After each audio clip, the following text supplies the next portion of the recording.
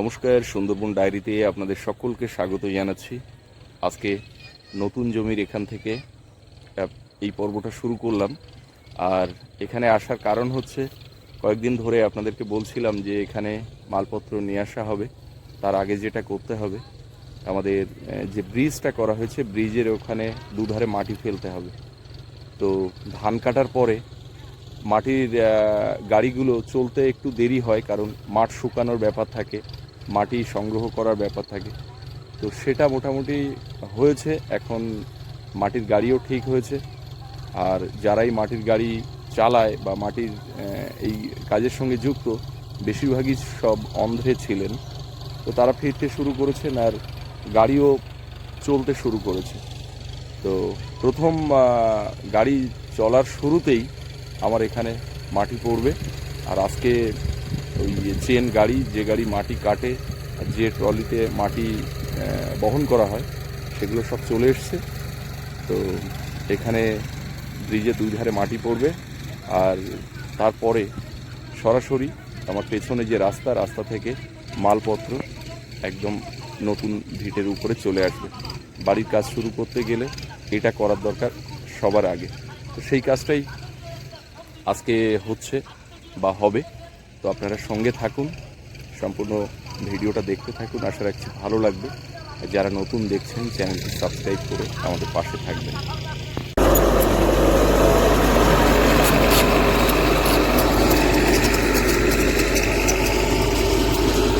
এখানে এই ব্রিজের এই কোলটা মাটি ফেলতে হবে, আর ওই কোলে আজকে মোটামুটি দুধারে মাটি দিয়ে, যাতে মোটর ভ্যানে করে মালপত্র নিয়ে আসা যায়, সেরকম একটা পরিবেশ তৈরি করা হবে।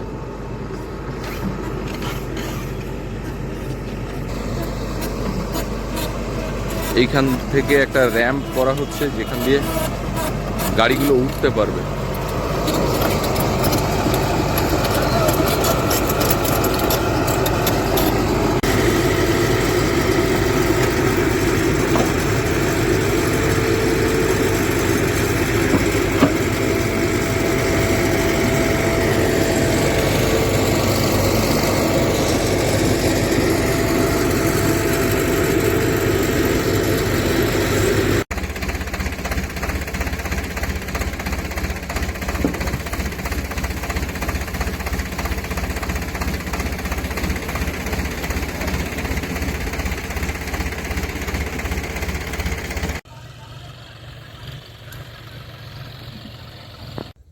এই যে বাস্তুর উপরে দেখুন কেমন ধুলো ধুলো হয়েছে, নোনা ধুলো।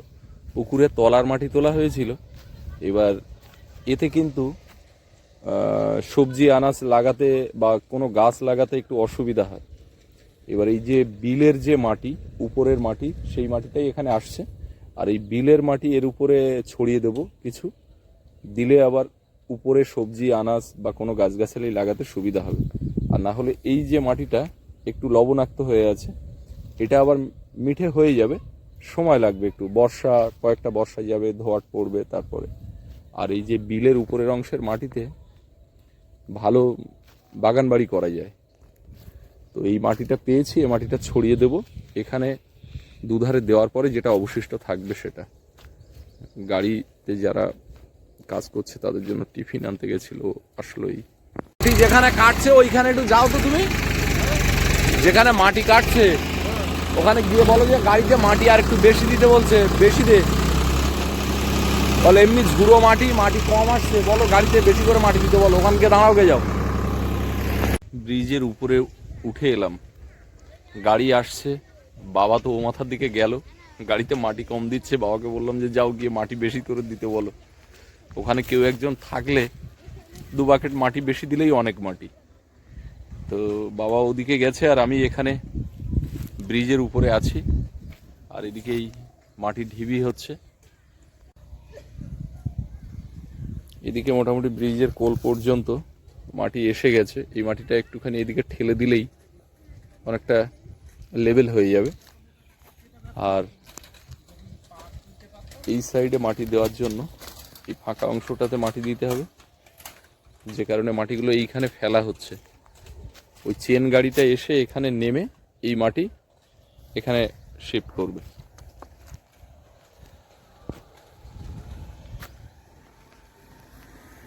একদম এই যে গাড়ি এসছে একটা লিক হয়ে আছে দুদিকে সেরা, এই সোজা গেলে ওই যে কমলের গেস্ট হাউস দেখা যাচ্ছে।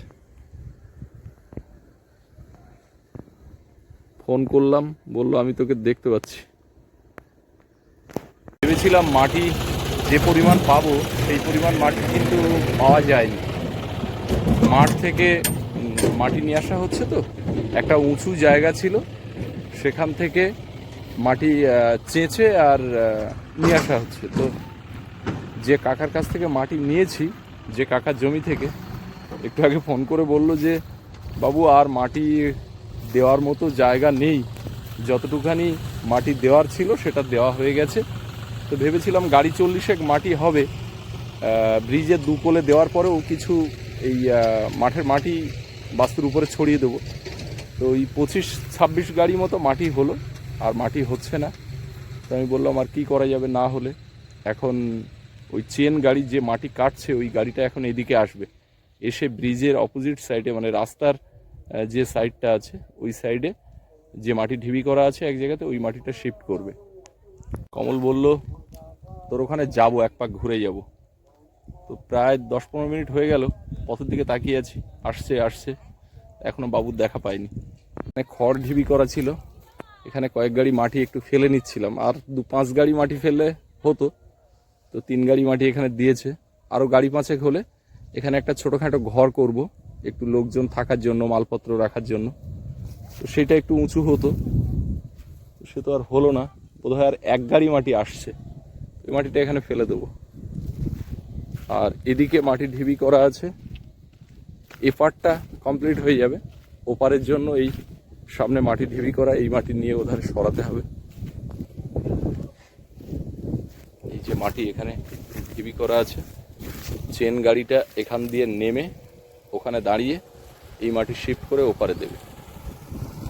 একটা বড় কাজ, যে কাজটার জন্য কোনো কাজই করা যাচ্ছিল না, অবশেষে আজকে সেই কাজটা হচ্ছে। ভালো লাগছে সেই জন্য যে এবারে যখন তখন মালপত্র বা যে কোনো জিনিসপত্র সহজে জায়গার উপরে আনতে পারবো, সরাসরি স্কুটি বাইক নিয়েও জায়গার উপরে আসতে পারবো। কমলবাবুর দেখা পাওয়া গেল সবে। আসুন স্যার, আপনি ওখান থেকে একটুখানি পা লম্বা করে আসতে পারবেন। হ্যাঁ, গাড়ি নিয়ে ডাইরেক্ট আজকের পর থেকে একদম ডাইরেক্ট আপনি চলে আসুন, এখন নিচ দিয়ে চলে আসুন। এই তো ওই ওটা লাস্ট গাড়ি আসছে, এবারে ওই চেনটা এখানে আসবে, ওখানে নামবে, মাটি শিফট করবে। আয় এপারে আয়, যদি একটু কমও পড়ে ও সাইডে, যেহেতু রাস্তার কানায়, যখন তখন গাড়ি আসবে ওখানে ঢেলে দেবে।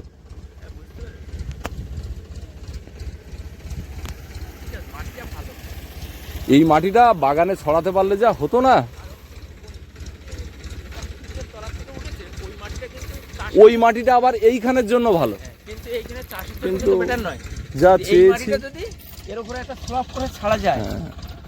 বাগানটা দারুণ। এই যে গাড়ি গিয়ে গিয়েছে, এই যে জায়গাটা তৈরি হয়েছে না, হ্যাঁ আমি এরকম চাইছি, একবারে এতটা সুন্দর যেন ওর সঙ্গে স্ল্যাব থাকে, একদম চালিয়ে ডাইরেক্ট যেন ইঞ্জিন ভ্যান, ইঞ্জিন বাইক সবই চলে আসবে। এই রাস্তাটার জন্য অনেক কিছু আটকে আছে, তাই না? এটা একটা বড় কাজ আজকে হচ্ছে, বড় কাজ মানে এটা এই জায়গায় অনেক কাজ করার জন্য এটাই দরকার। কখন যাওয়া যাবে? এই তো আজকে বিকাল থেকে যাওয়া যাবে। গোপাল আসছে, গোপাল এসে দেখে খুশি হবে যে এইবার আমার ডাক পড়বে।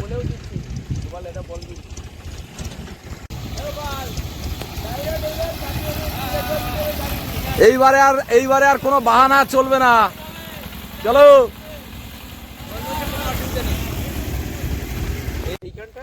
এইখানটা একটা স্টোর রুম করতে হবে, তার জন্য আমি চাচ্ছিলাম হ্যাঁ একটা চৌকি ফেলানো থাকলো, বা এখানে কোনো গাছ নেই, মিস্ত্রিরা এক্ষুনি নিয়ে আসছে। যদি নিয়ে আসে তাহলে একটা কথা বলবো, হ্যাঁ। ওদের সামান্য 2 মিনিট 4 মিনিটের কাজ, ঠিক আছে? বলবো এটাকে তো বিলি দিয়ে একটু হালকা চেপে দাও, একদম ও বলে করবে। লেবার লাগবে প্রচুর, ওর সময় ওটা লাগবে, ওটা ওটা কারণ করে এটা তো নেবো। ইমিডিয়েটলি লাগবে। একদম। ক্লিয়ার দিয়ে একটা ঘর করলে হুম ওই সিমেন্ট, বিশেষ করে বালি পাথর বাইরে রাখলো, হুম কিন্তু সিমেন্টটা এই ঘরের মধ্যে রাখতে পারবে।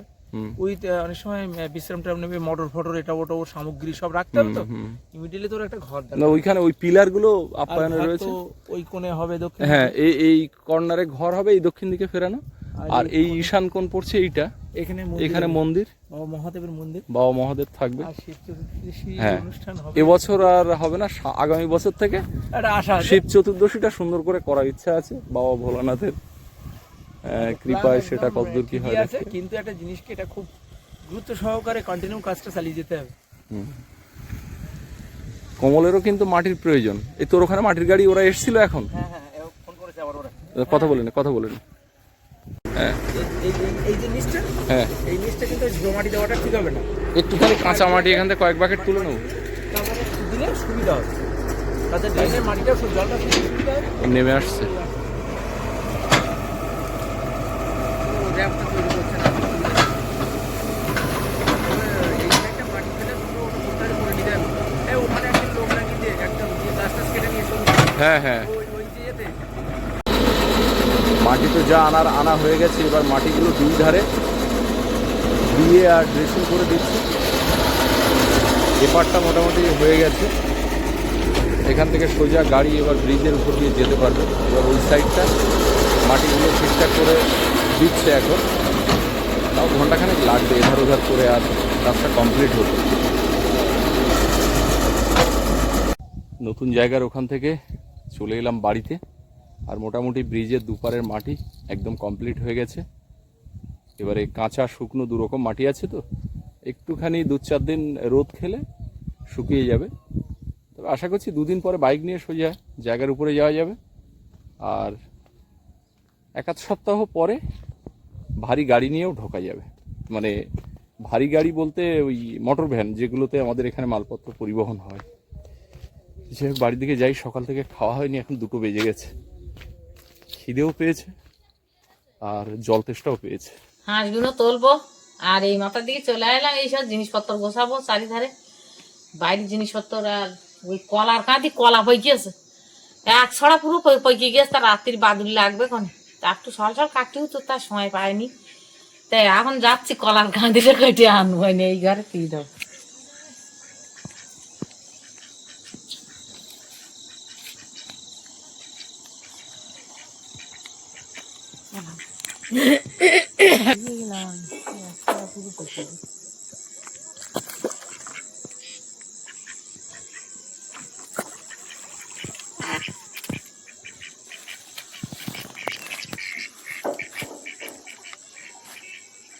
কলাগুলো বর্ষাকালে দিয়ে ভীষণ বড় বড় হয়,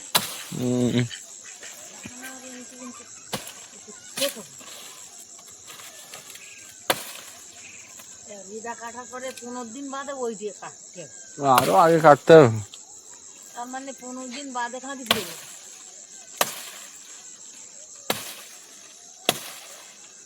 আচ্ছা কি হচ্ছে বলো তো?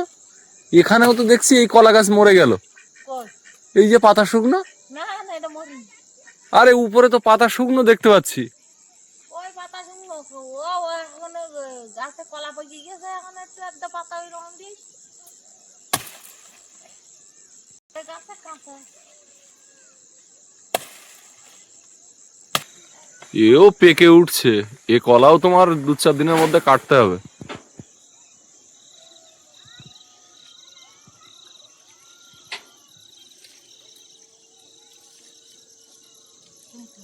গাছ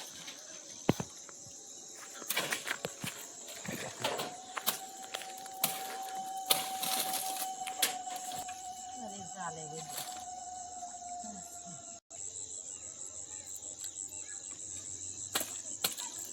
অন্ধকার হয়ে গেছে একদম। চল। এ রাত্রে থাকলে হুম, পাখিতে খেয়ে নিত। পাখি ভর্তি যাবে রাত্রি, ওই জন্যই তো আমি কাটতে আসি। আমি বর্ষার সময় এই ঝাড়ের এই ঝাড়ে কলা হয়ে গেল, তা বিশাল মোটা মোটা।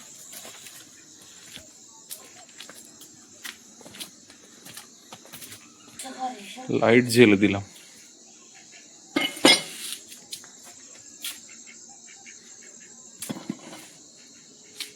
কলাগুলো ঘরে তুলতো। এদিকে একটু লাইট জ্বেলে দেওয়ার দরকার, পুরো অন্ধকার হয়ে গেছে।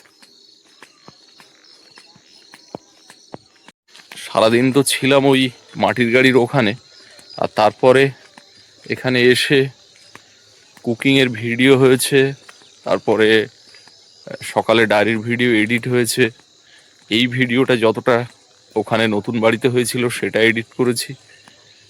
আর খাওয়া দাওয়ার পরে, খাওয়া দাওয়া হয়েছে অনেকটা বেলাতে, আর এখন কিন্তু স্নান করা হয়নি।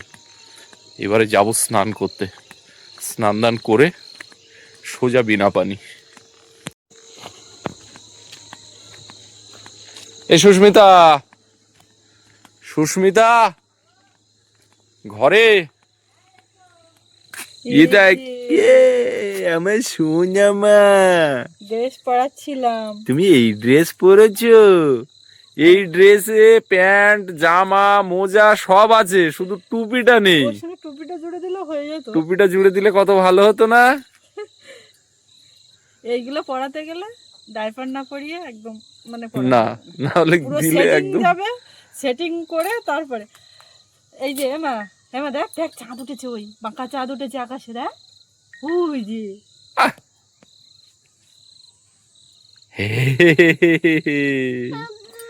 আব্বু, আব্বু তুমি বাবার কাছে কি গো? জিজ্ঞাসা করেছো? তুমি বাবার কাছে জিজ্ঞাসা করেছো কতটা মাটি পড়েছে, কি হয়েছে? আমরা যাবো।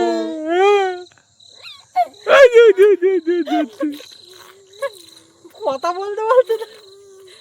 এই ও কি হচ্ছে ওটা? ওই আওয়াজটা তো ওটা ভালো জিনিস না।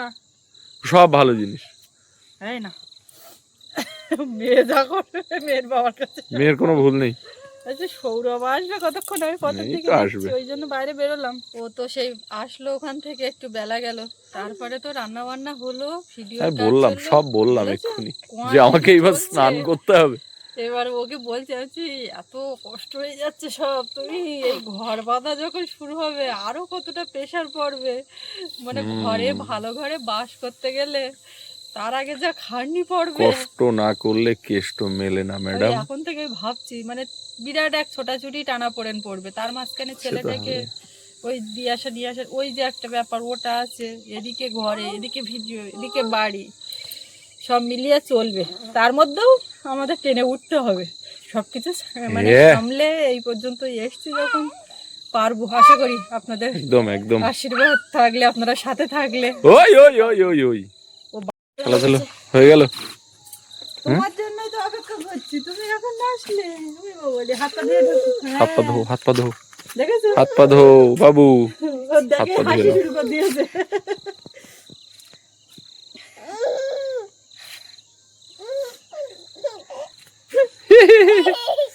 দাদার দেখে কেমন করছে দেখ।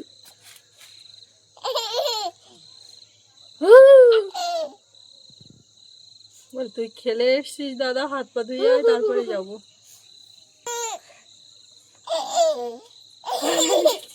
কারণ তোমার মুখের দিকে তাকিয়ে কিন্তু হাসছে,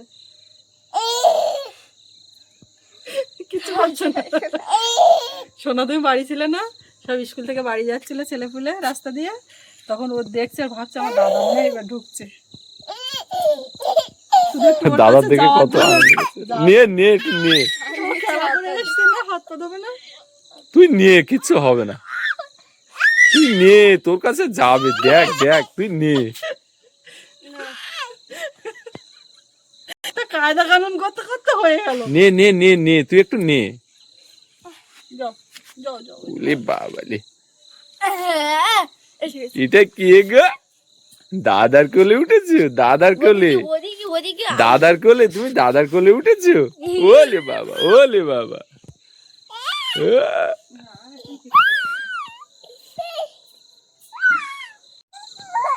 তো এইভাবে তো একটা দিন পার হলো, এখনো পার হয়নি। রাত্রে ঘুমাতে যাব, তারপরে সব মোটামুটি কমপ্লিট। ছাড় বাবা। তো যাই হোক, এই পর্বটা এখানে শেষ করব। আপনাদের কেমন লাগলো কমেন্টে জানাবেন, আর সবাই ভালো থাকবেন। দেখা হচ্ছে আগামীকাল। আর এতক্ষণ সাথে থাকার জন্য সবাইকে অনেক অনেক ধন্যবাদ।